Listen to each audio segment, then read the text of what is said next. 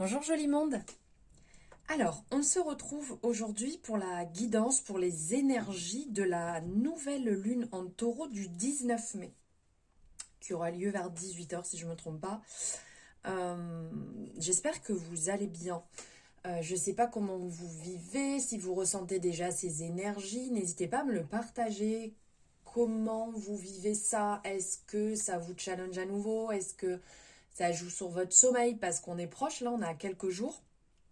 À savoir comment vous le vivez.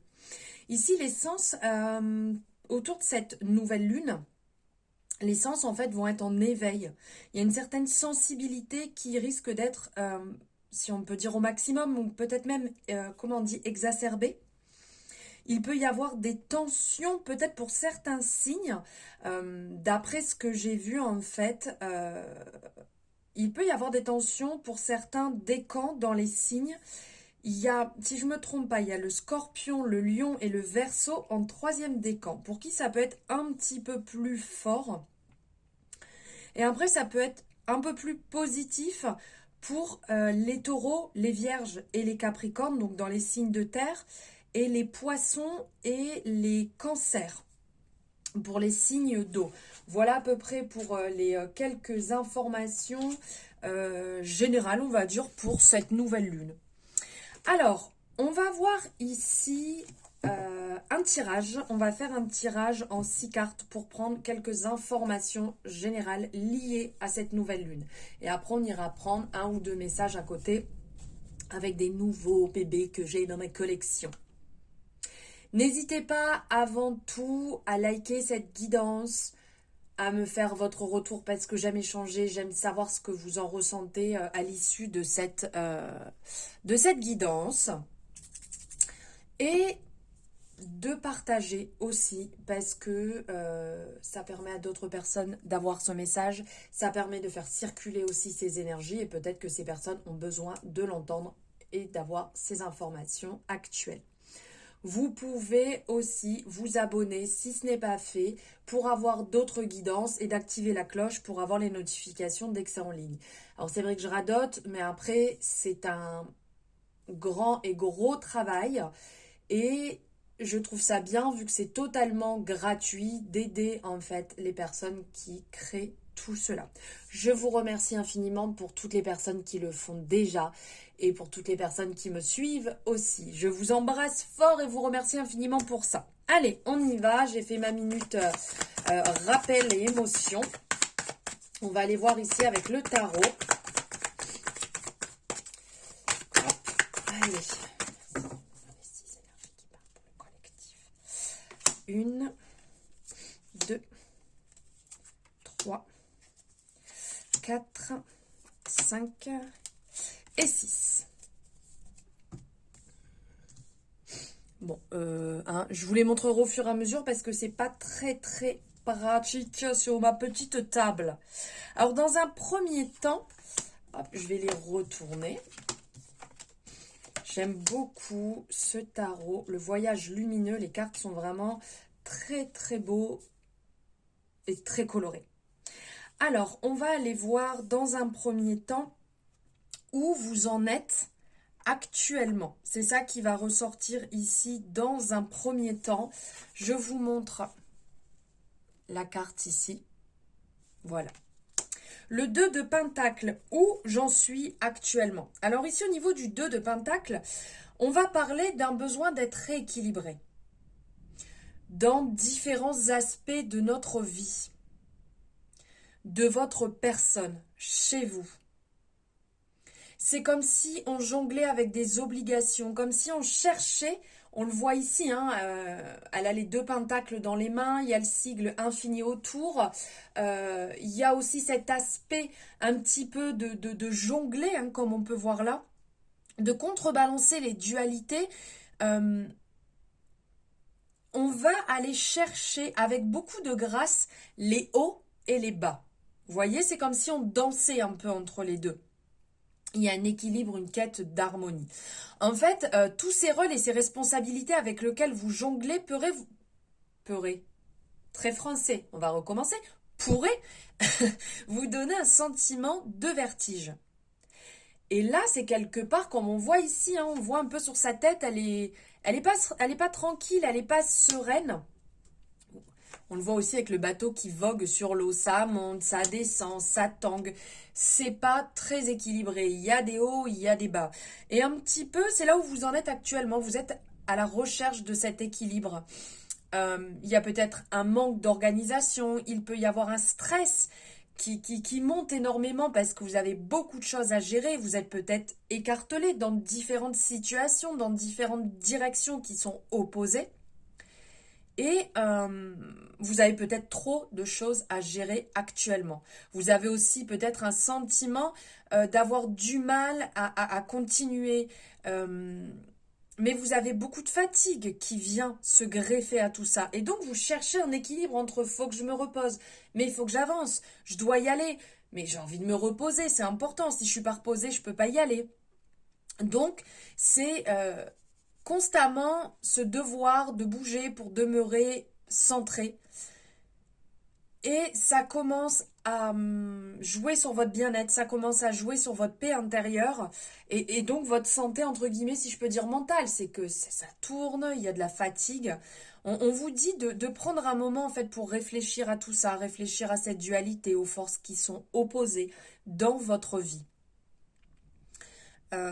Et que votre temps passé seul comparé à votre temps avec autrui ou votre vie matérielle comparée à votre vie spirituelle. Vous voyez l'équilibre à chaque fois?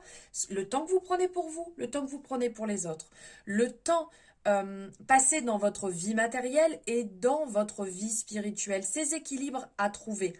Et prenez garde à pas trop investir de ressources dans l'un au détriment de l'autre. Car les deux sont aussi importants et cette carte, elle aura beau suggérer que vous êtes capable de tout gérer, comme on voit ici, vous jonglez, mais à long terme, souhaitez-vous conserver ce rythme un peu fou dans les années à venir? Et investissez de votre précieuse énergie dans les priorités de vos tâches. Trouvez justement cet équilibre que vous aimez tant, un équilibre qui vous laissera le temps de travailler, le temps de rire, le temps de jouer, le temps de créer, le temps de profiter. Et cet équilibre ne puisera pas dans vos réserves d'énergie, puisqu'au contraire, il vous remplira. Donc là, c'est vraiment de créer cet équilibre dans votre vie et qui fait ressortir effectivement le meilleur de vous-même. Alors, je ne sais pas si ça résonne pour vous, hein, n'hésitez pas à me le dire en commentaire. Mais là, on ressent qu'il y a un fort équilibre très, très important. Ensuite, dans un deuxième temps, ici, donc, on a le chariot. Et le chariot, ici, c'est quelle intention dois-je poser en cette pleine lune pour grandir? L'intention, ici, serait peut-être la détermination. Parce que, ici, avec le chariot, on est dans cette énergie de détermination. Cette énergie de « je vais y arriver ». Coûte que coûte. Il y a dans l'énergie du chariot cette détermination, le fait de réussir, le fait d'exploiter les forces opposées et de vous diriger vers une seule et unique direction. Il y a les deux chevaux qui sont représentés dans deux couleurs, la claire, la foncée, qui peut être la part lumineuse et la part d'ombre, mais vous y allez droit, vous êtes déterminé, vous y allez coûte que coûte et il peut se passer tout et n'importe quoi, votre but il est devant vous, vous êtes déterminé, il n'y a rien qui vous fera changer de direction. C'est le succès, c'est le voyage, c'est la confiance, c'est la volonté, c'est le contrôle.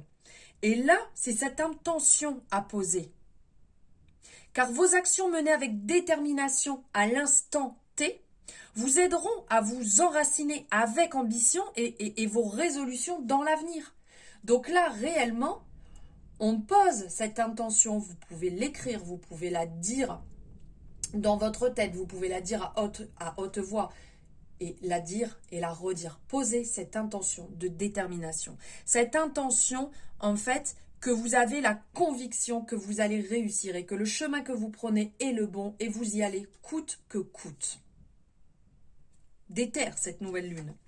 Ensuite, quel blocage peut venir entraver mon chemin?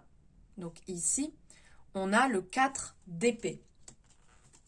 Elle est très sereine là avec ses épées tout autour d'elle. On voit qu'il y a ce champ des possibles, mais elle est calme, c'est beau, c'est doux, c'est relativement serein. Ici avec le 4 d'épée, j'étais partie sur une autre interprétation, que je ne vous dise pas de bêtises. Je ne sais pas pourquoi je voyais le 4 de bâton. On n'y est pas du tout. Alors ici, on est quelque part dans... On voit cette sérénité, cette douceur. On est dans une période de repos, comme une transformation. On guérit. Après être passé par des moments compliqués, on peut guérir, ça peut être d'un burn-out, trop de pression, comme on voyait ici. Besoin de vacances, besoin de vacances loin de la réalité, de tout ce qui peut être compliqué. L'amour-propre, l'introspection. Et justement, quel blocage peut venir entraver mon chemin? C'est que si je ne prends pas assez de temps pour moi, je vais finir par prendre le mur. Parce que là, on voit qu'il y a un équilibre qui est relativement dur à s'effectuer. C'est comme si vous penchiez plus d'un côté et de l'autre. Vous ne trouvez pas le travail, le plaisir. Le côté, comment je pourrais dire, le côté matériel et spirituel, comme je pouvais vous dire tout à l'heure. Il y a toujours un manque d'équilibre, peut-être trop dans un sens et pas dans l'autre. Vous donnez trop aux gens, mais pas assez à vous. Là, il y a une action de détermination à mettre en place pour avancer, mais sans oublier ces temps importants pour vous. Avez-vous pris le temps pour vous? Assez de temps pour vous? Avez-vous mis vos actions en priorité, vos besoins en priorité, vos envies en priorité? Est-ce que vous pensez plus à faire plaisir aux autres sur ce que eux ils ont envie plutôt que vous? Est-ce que vous arrivez à dire ce soir je veux manger une pizza et je n'ai pas envie de manger de hamburger? Ou est-ce que vous faites plaisir aux gens, c'est un exemple, hein, en disant bon ben ok on va prendre les hamburgers, comme ça je fais plaisir à tout le monde. Et vous dans tout ça, est-ce que vous avez pensé à votre plaisir? Est-ce que vous arrivez à dire non, ce soir je ne vais pas sortir, je vais plutôt me prendre un bain parce que j'en ai besoin, parce que cette semaine, cette journée a été lourde et longue et que là j'ai envie de prendre soin de moi? Et c'est ça qui va amener des blocages si vous ne faites pas attention. Accordez-vous le droit de lever le pied et de guérir.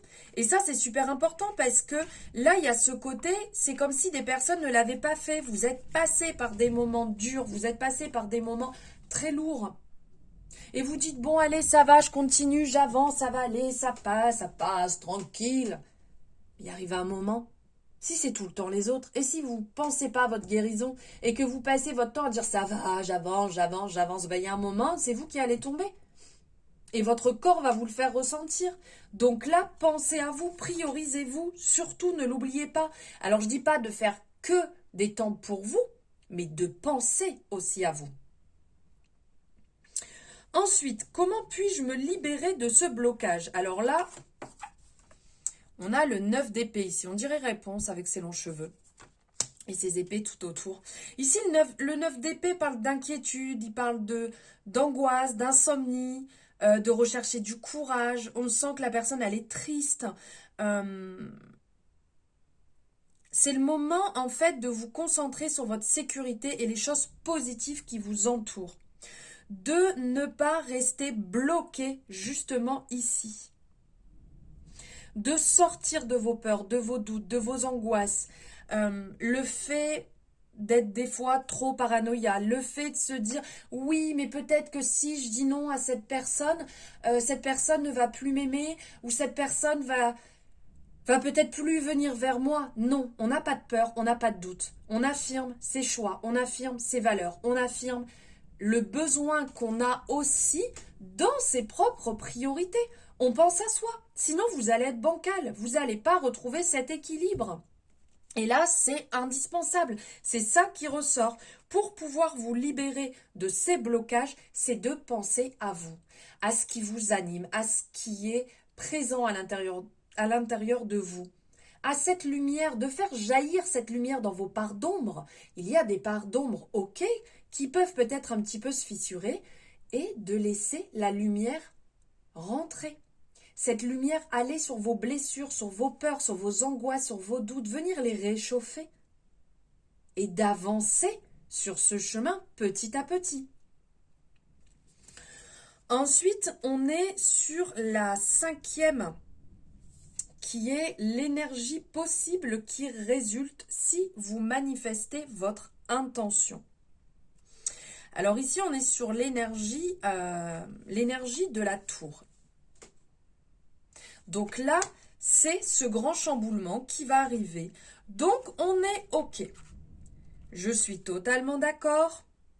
C'est pas simple du tout. Ça chamboule.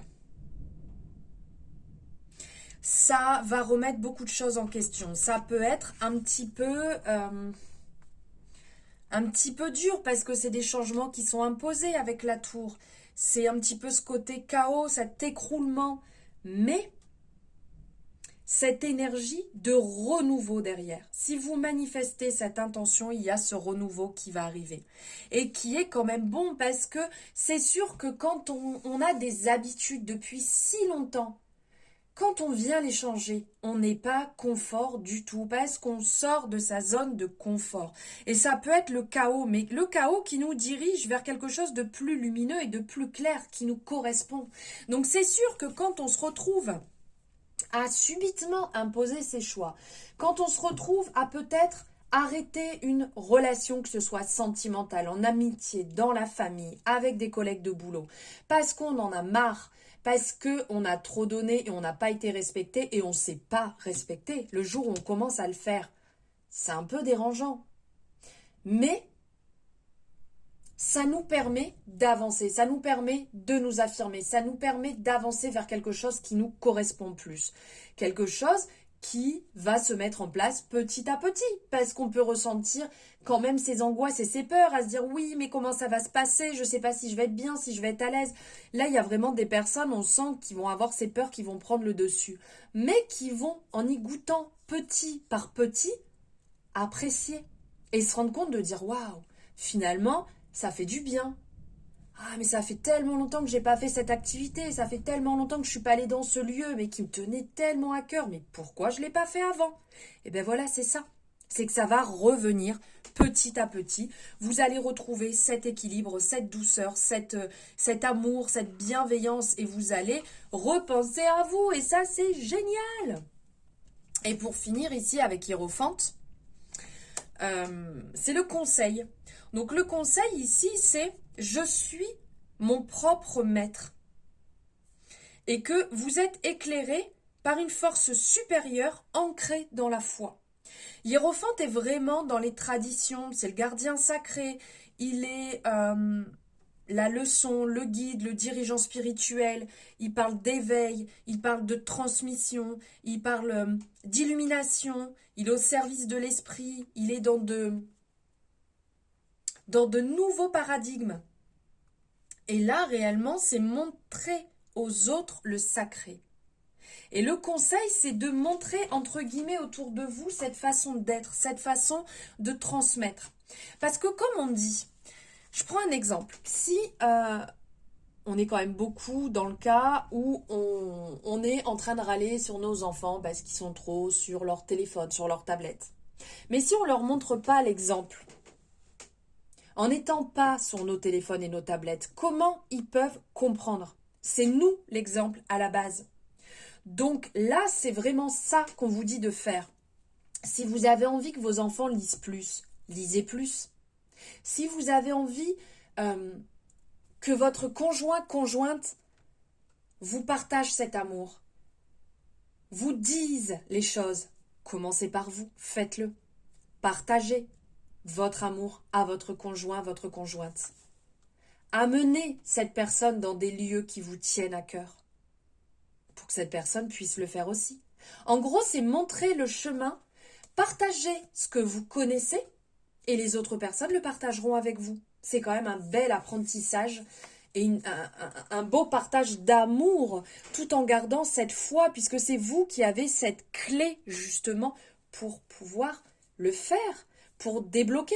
Ce n'est pas en disant que les personnes vont croire les choses, c'est en actant que les gens vont comprendre les choses. J'adore.